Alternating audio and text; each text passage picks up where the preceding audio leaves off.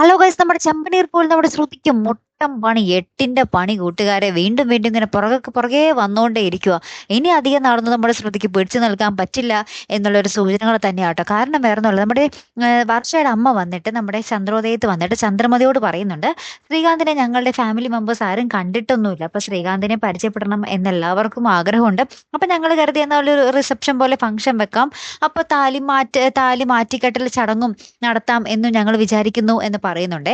അപ്പൊ അത് കഴിഞ്ഞിട്ട് ഈ വർഷയുടെ അമ്മ പോകുന്നുണ്ട്.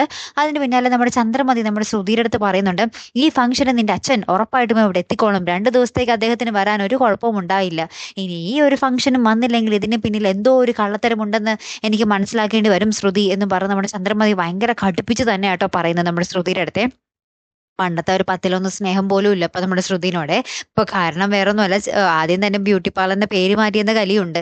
അപ്പൊ കൂട്ടത്തിൽ കൂടി ഇങ്ങനെ അടിക്കടി ഇങ്ങനെ മറുപടി കൊടുത്തുകൊണ്ടേ ഇരിക്കുക. പിന്നെ അല്ലെ നമ്മുടെ രേവതിനടുത്ത് നമ്മുടെ ചന്ദ്രമതി മാവ് അരച്ചു വെച്ചോ, സിങ്കിലെ പാത്രങ്ങൾ കഴുകിയോ എന്നൊക്കെ ഇങ്ങനെ ചോദിച്ചുകൊണ്ടേ ഇരിക്കും. അപ്പൊ സച്ചി കേൾക്കുന്നുണ്ട്. സച്ചി വന്നിട്ട് പറയുന്നുണ്ട്, എന്ത് ഇവള് ഈ വീട്ടിലെ വേലക്കാരിയാണോ, ഇവിടെ വേറെ 2 മരുമക്കളുണ്ടല്ലോ, അവരുടെ കയ്യിൽ എന്താ പൂ പൂത്തിരിക്കുവാണോ എന്ന് പറയുന്നുണ്ട് കേട്ടോ. അപ്പൊ തന്നെ ചന്ദ്രമതി ഒന്നും മിണ്ടാതെ പോകുന്നൊക്കെ ഉണ്ട്. അപ്പൊ രേവതി പറയുന്നുണ്ട്, എന്തിനാ ഇങ്ങനെയൊക്കെ പറയുന്നതെന്ന് പറയുമ്പോൾ സച്ചി പറയുന്നുണ്ട്, പിന്നെ എല്ലാം മിണ്ടാതെ കേട്ട് നിൽക്കണോ, നീ 2 തിരിച്ചു പറയണോടി എന്നൊക്കെ പറഞ്ഞ് നമ്മുടെ രേവതിയുടെ അടുത്ത് സച്ചി പറയുന്ന ഒരു രംഗങ്ങൾ തന്നെയാട്ടോ കൂട്ടുകാരെ ഏറ്റവും ഒടുവിൽ നമുക്ക് കാണുവാൻ സാധിക്കുന്നത്. അപ്പൊ എന്തായാലും കാത്തിരുന്ന് തന്നെ കാണാം. അപ്പൊ അടുത്തൊരു വീഡിയോ വരുന്നത് വരയ്ക്കും ഗുഡ് ബൈ.